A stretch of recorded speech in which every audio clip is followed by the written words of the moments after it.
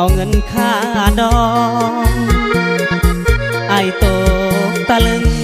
ยืนเซิงนางน้ำตานองหูแล้วว่าเจ้าทั้งสองจับประคองความห้องขอปาอายนี่หูดีต้องเสียทีให้คนเมืองนอกเงินดอลลาร์เข้ามาทอเกือบอายสอบในงานของนาอายคนมาก่อนผู้ห่วมนอนเข้ามาทีหลังหูแล้วว่าต้องผิดหวังแต่หากยังอยากเห็นหน้านาอายลืมบ่ได้เสียดายเด้อดีตอายบ่คาดคิดว่าน้องจะมาแยกทางสู่เขาบ่ได้ต้องมานั่งให้อยู่ในกองลางทั้งเฮือนเขาหอมแก้มนางแถมยังห้องมาเยอะควันเอ้ยว่าอกเฮาหนอเหมือนดังก่อไฟไหม้แนมเห็นเขาปอนไข่คือเฮ็ดใส่ใจอายนี่แท้เอิญเจ้าบ่าวเจ้าสาวยินเหล่าแล้วเดินย่างกายส่วนอายบ่มีความหมายเกือบแม่นตายในงานแต่งของ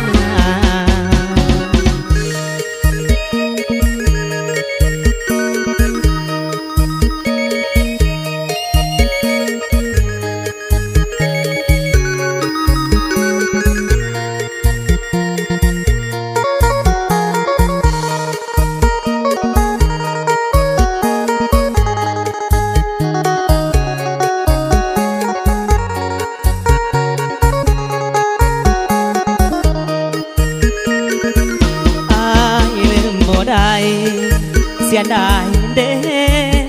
อดีตอายบ่คาดคิดว่าน้องจะมาแยกทางสู่เขาบ่ได้ต้องมานั่งให้อยู่ในกองลางถึงเฮือนเขาหอมแก้มนาแถมยังห้องมาเยอะควันเอ้ยเหมือนดังต่อไฟใหม่แนมเห็นเขาอ่อนไข่คือเฮ็ดใส่ใจอายนี่แท้เอิญเจ้าบ่าวเจ้าสาวเย็นเหล่าแล้วเดินย่างกายส่วนอายบ่มีความหมายเกือบแม่นตายในงาน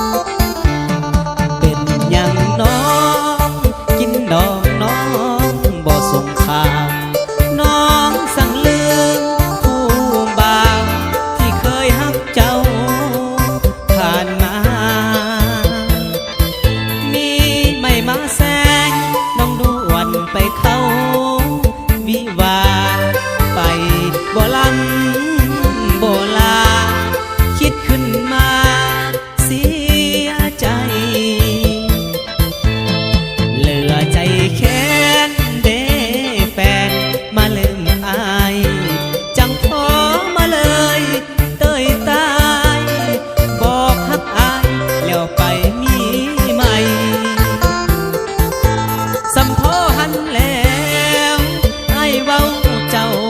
บ่สนใจคนจนน้องฮับบ่ได้เลยตกลงใจสายผู้มีแต่งงานทันทีคนดีน้องบ่ส่งข่าวย่านเปลืองตอนแค่บ่สางเรื่องไว้พรเจ้าก็ยังดีสั่งยังน้อคือบ่บอกแต่หัวทีปล่อยหักทางเดียวมาหลายปีแต่วันนี้ไปเข้าวิวาไกลกันแล้วไกลไปวังวังคือน้ำคลองไหลหลังไหลไปวังวังบอกกาคืนมาความหักอายเปรียบดังสายทาลาบ่นึกเลยโศกสตาต้องกลับมาเป็นเสือสิ้นลา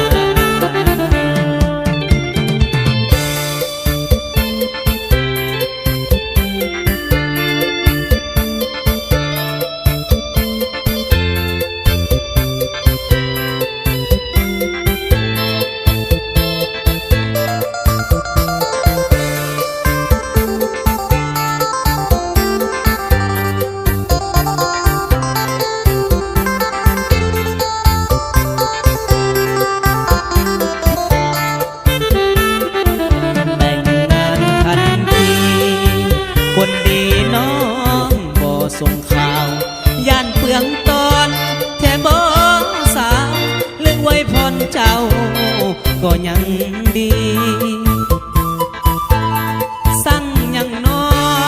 คือบ่บอกแต่หัวทีปล่อยหักทางเดียวมาหลายปีแต่วันนี้ไปเข้าวิวาไกลกันแล้วไกลไปวังวังคือน้ำคลองไหลหลังไหลไปวังวังบอกกาคืนมาความหักอายเปรียบดังสายทาลาบ่นึกเลยโซสตาต้องกลับมาเป็นเสือสิ้นลา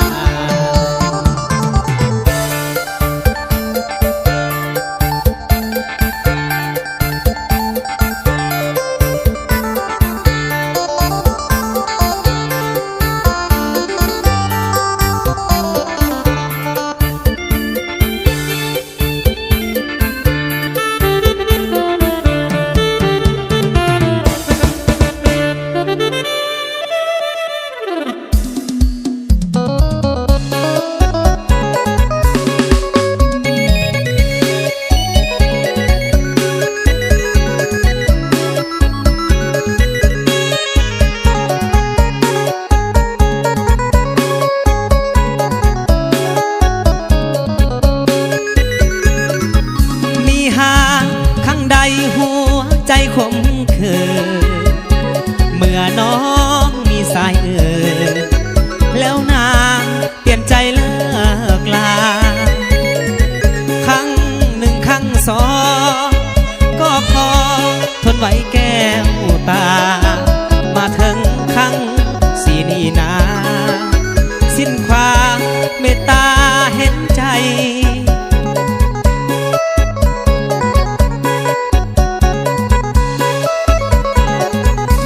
ขายข้าวในนา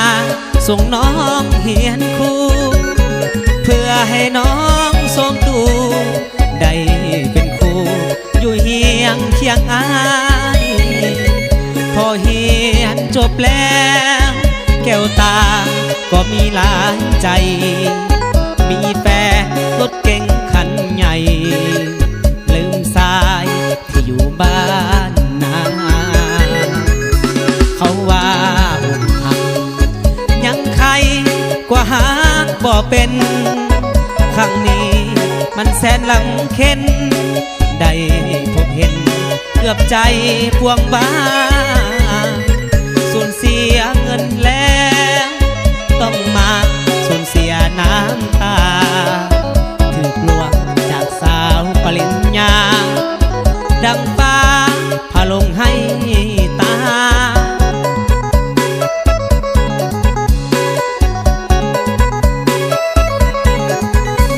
อวยพรสาวโคอยู่ดีเถิดนากับหนุ่มรถเก่งงามตาผู้บ่าวสาวนาขอลาน้องไปบุญอ้ายมันน้อยน้อยจนบ่สมสามวัยอกหักครั้งนี้บันไหวหักน้องเต็มใจบ่สมสาว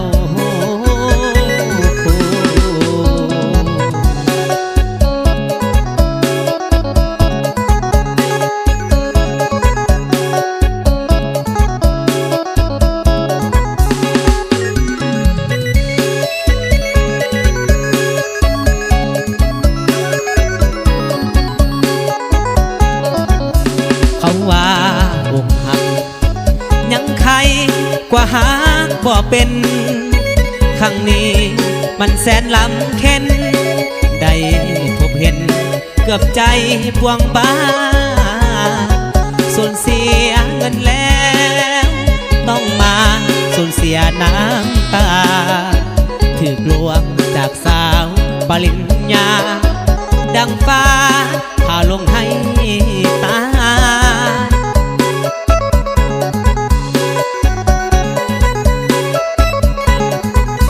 อวยพ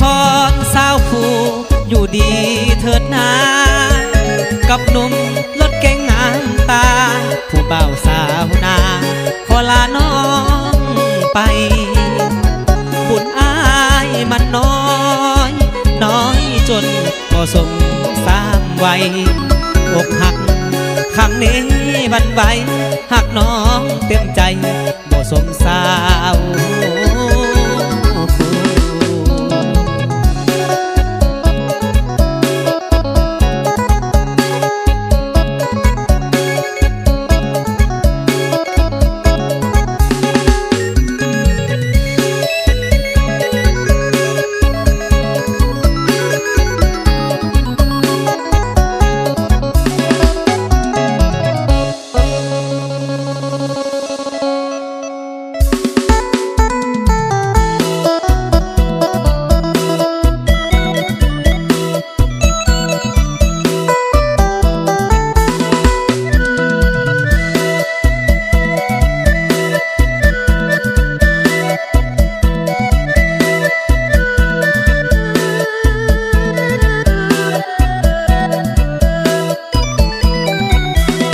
กันมาดนโอ้น้องหน้ามนเจ้าลืมได้บอกฮักอายหมดจิตหมดใจแต่แล้วสามวัยเปลี่ยนใจสั้นว่าผู้บ่าวบ้านอื่นมาแย่งคนยืนเปลี่ยนใจไว้ว่าเสียแหงที่หักกันมาเขามีดอลลาร์เลยได้เป็นเคยบ่ถึง3 วันแม่น้องจอมขวัญหับเคยขึ้นบ้านผู้เฒ่าผู้แก่เอิ้นขวัญเสียงดังกังวานมาเยอะขวัญเอ้ยอายคนเงินน้อยคือเขาปล่อยบ่ได้เป็นเคยแฟนของเฮาเขาเอาไปเสยหักเลยลงเอ่ยเป็นบ่สมหวังมือวันกินดองเงินอายใส่ซองยังได้ขายไก่กะย้อนหนุ่มอาเซียเงินลายยังแฟนเฮาไปเสียไก่ในหังคนแซวคนห้องแห่เคยกินดองน้องอย่างสมหวังส่วนตัวเฮาความหักมาพังถึกสาวหักหลังได้เป็นเค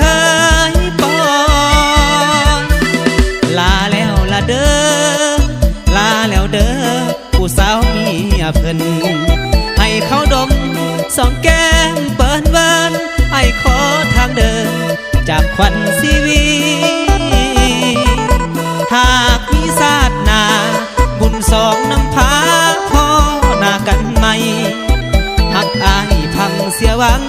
ยใส่ย้อนเงินบ่หลายจึงขายไก่สวยนาง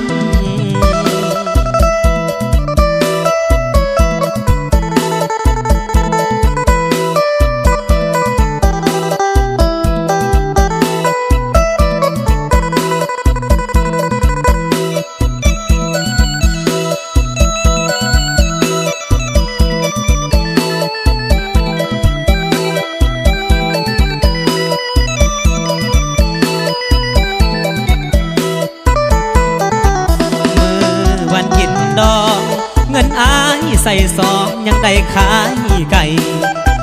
กะย้อนหนุ่มอาเซียเงินหลายแย่งแฟนเฮาไปเสียไก่ในหังคนแซวคนห้องแห่เคยกินดองน้องอย่างสมหวังส่วนตัวเฮาความหักมาพังถึกสาวหักหลังได้เป็นเคยปอยลาแล้วละเด้อลาแล้วเด้อผู้สาวเมียเพิ่นให้เขาดมส่องแก้มเปิ้นเบิ้นไอ้ขอทางเดินจากวันชีวิตถ้ามีศาสนาบุญสองน้ำพาพ่อหน้ากันไหมหักอายพังเสียหวังเสียใสย้อนเงินบ่หลายจึงขายไก่สวยนาง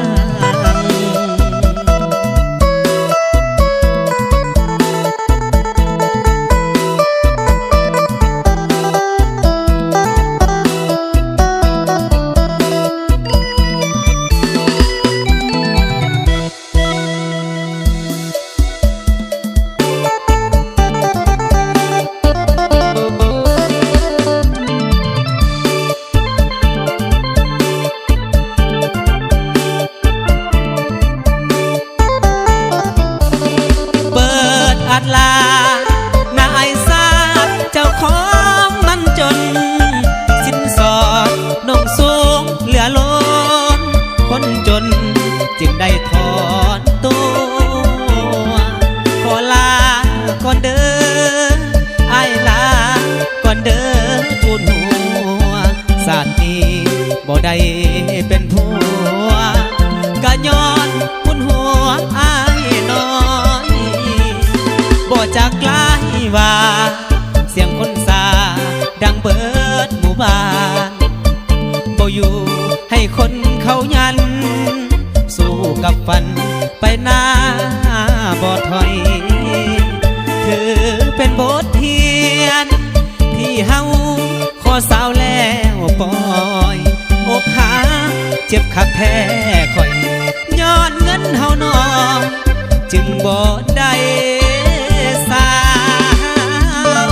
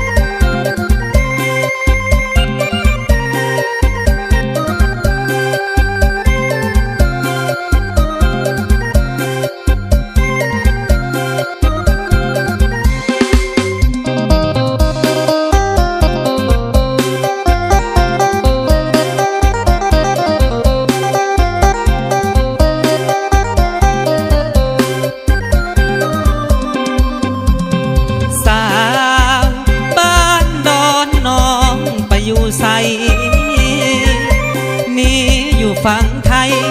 เลิกควันใจอยู่ห้องอาหารลงในแฟชั่นในเมืองสีสันตะการเลยน้องไปอยู่เวียงจันทร์จอมควันมาลืมบ้านดอนสาวบ้านดอนจงย้อนคืนมาสงสารคนท่าพ่อแม่น้องยังคอยขอญาติน้องเสียหลัก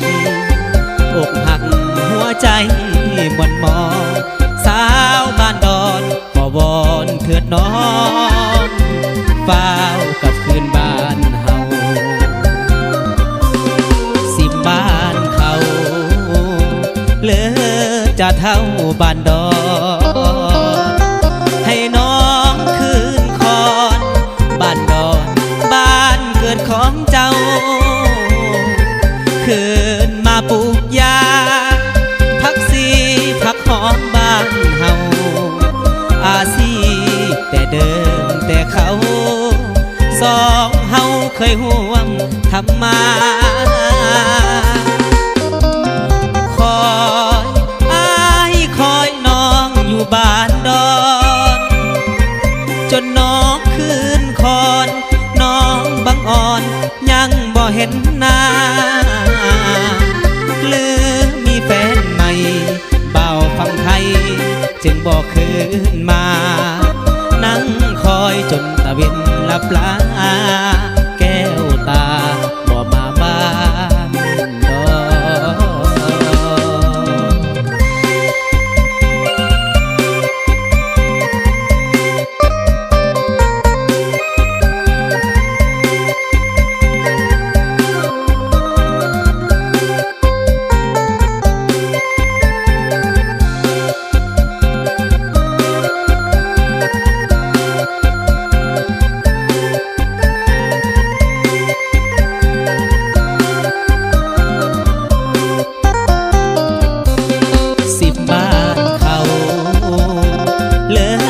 จะเท่าบ้านดอนให้น้องคืนคอนบ้านดอนบ้านเกิดของเจ้า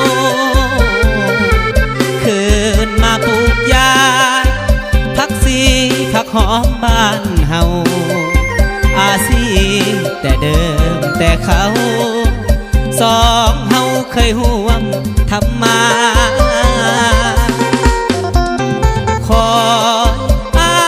คอยน้องอยู่บ้านดอนจนน้องคืนคอนน้องบังอ่อนยังบ่เห็นหน้าหรือมีแฟนใหม่เบาฟังไทยจึงบอกคืนมานั่งคอยจนตะเวนลับลาแก้วตาบ่มาบ้านดอน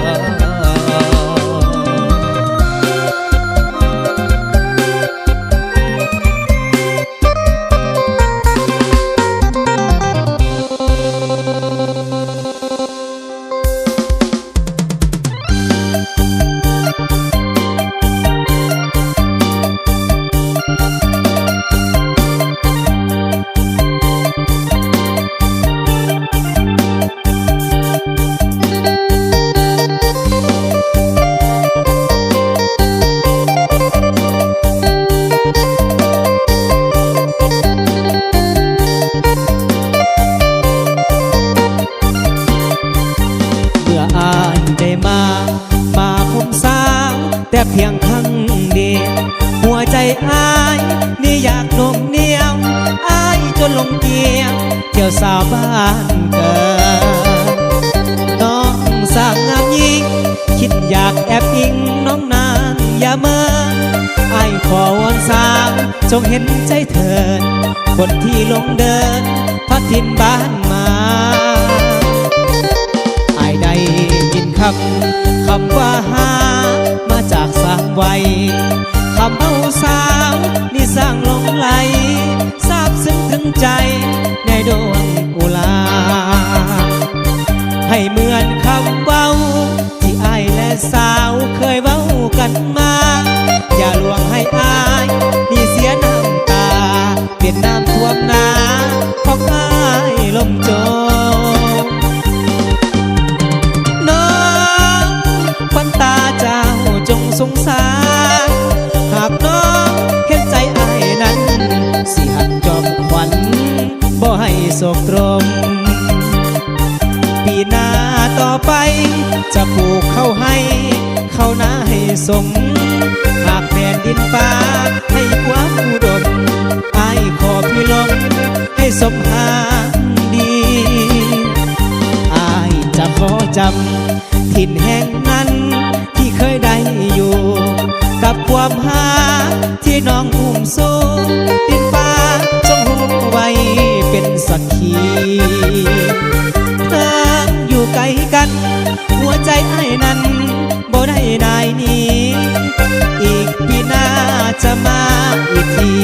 สู่ขอคนดีสาวบ้านกัน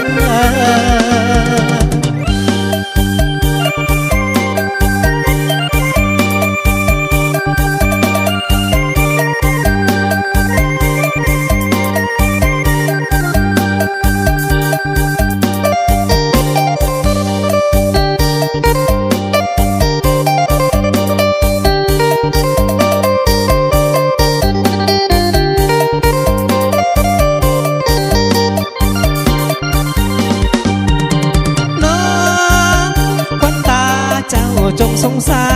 รหากแม้นเห็นใจอายนั้นสิหักจอมขวัญ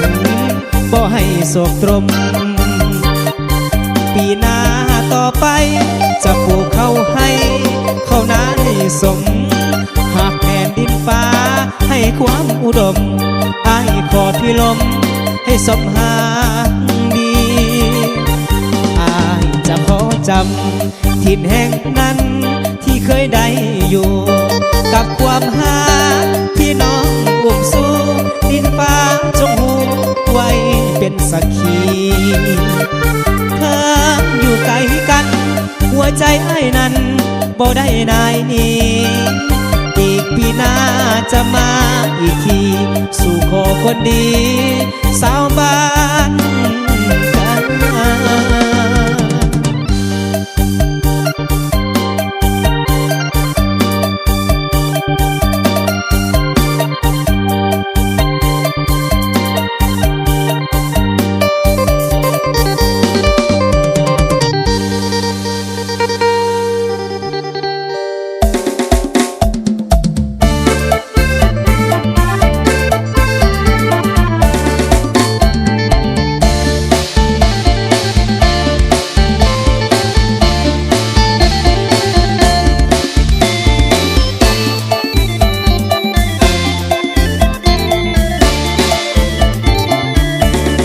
สาวขึ้นใหม่อายนี่ไปฝันหาเพียงพบศพตาเพราะว่าจนจะขาดใจเลี้ยวเบิ่งสายตายิ้มมาเข้าใดสาวน้อยกำลังใหญ่ไฟแห้งเหลือเกินผู้สาวขึ้นใหม่ถือใจยิ่งนักอยากเอ่ยคำหักตัวน้องอย่ามองเมื่อพบสาวสำน้อยเขาโดยบังเอิญยันกันสู่แค่นอนเนื้อคอได้โปรดยิ้มเถิดทูลหัวใจลงเมามัวมักสาวสำน้อยยามน้องเงยงอนอ้ายจะตามไปอ่อยขอเพียงสาวน้อยปล่อยใจให้คอผู้สาวขึ้นใหม่อ้ายนี่ไปฝันหาขอเพียงเมตตาอ้ายแน่จักหน่อยถึงนอนบ่หลับไอจะขอประคองสองแขนจะคล้องกอดน้องนอนทั้งคืน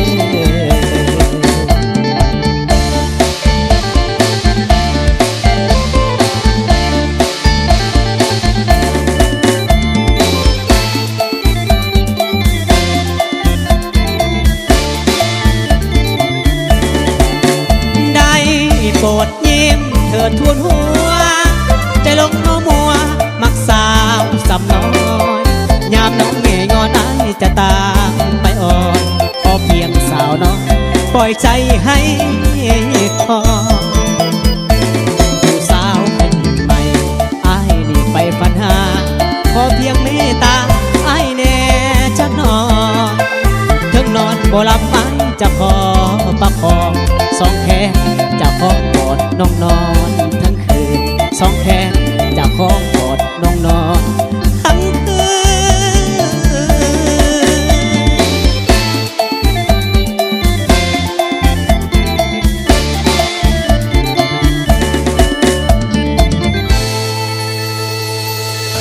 สาวแหล่อยู่ใส่สาวแหล่เอ้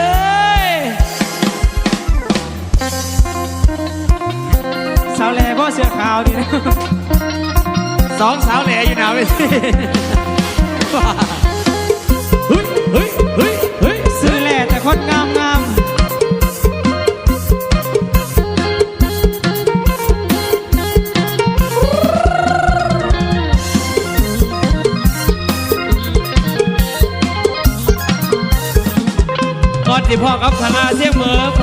สะเงอก็บักเสียงหมอยก่อน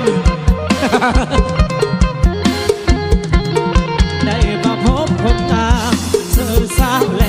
โอ้สาวแลบ้านนาตาหวานได้พบน้องคืนนานสุขสำราญพบในงานผ้าป่าสามัคคี โอ้สาวแหล่บ้านนาเจ้าสวยเด่นดังพระจันทร์วันเพ็ญนั้นเป่งสี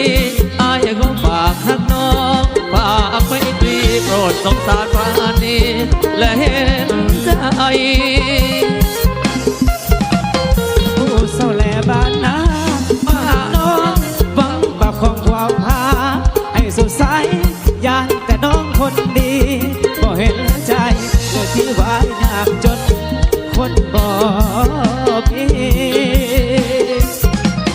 อายจะหาเงินทองมาขอแต่งผ้าดองแพงอายพร้อมจะไปขอให้น้องคนดีตั้งตารอน้องจงรอวันนั้นวันวิวา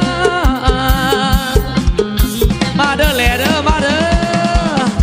หุยหุยหุยหุยหุย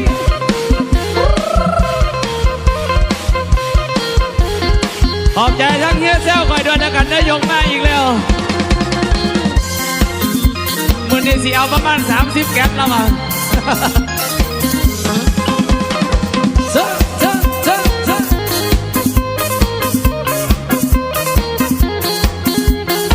ได้มาพบคนงามสื่อสาวแลโอ้สาวแลบ้านนาตาหวานได้พบน้องคืนนานสุขสำราญพบในงานผ้าป่าสามัคคี โอ้สาวแหล่บ้านนางเจ้าสวยเด่นดังพระจันทร์วันเพ็ญนั้นเป่งสีอายขอฝากหักน้องฝากไปตรีโปรดสงสารปราณีและเห็นใจ โอ้สาวแลบ้านนามาหาน้องหวังประคองความหาให้สดใสอยากแต่น้องคนดีบ่เห็นใจเมื่อที่วายยากจนคนบ่มี อายจะหาเงินทองมาขอแต่งถ้าดองแพงอายพร้อมจะไปขอให้น้องคนดีตั้งตารอน้องจงรอวันนั้นวันวิวาห์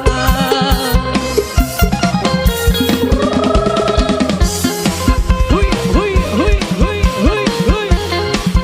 มือคีย์บอร์ดเอลดีให้รางวัล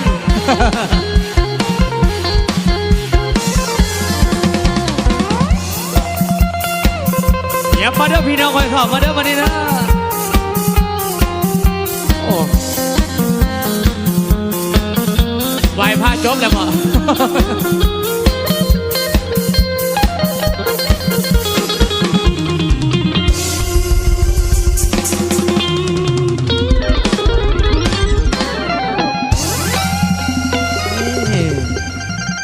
ขอบใจทั้งอาจารย์จุ๋ยคอยเด้อแล้วก็ศิลปิน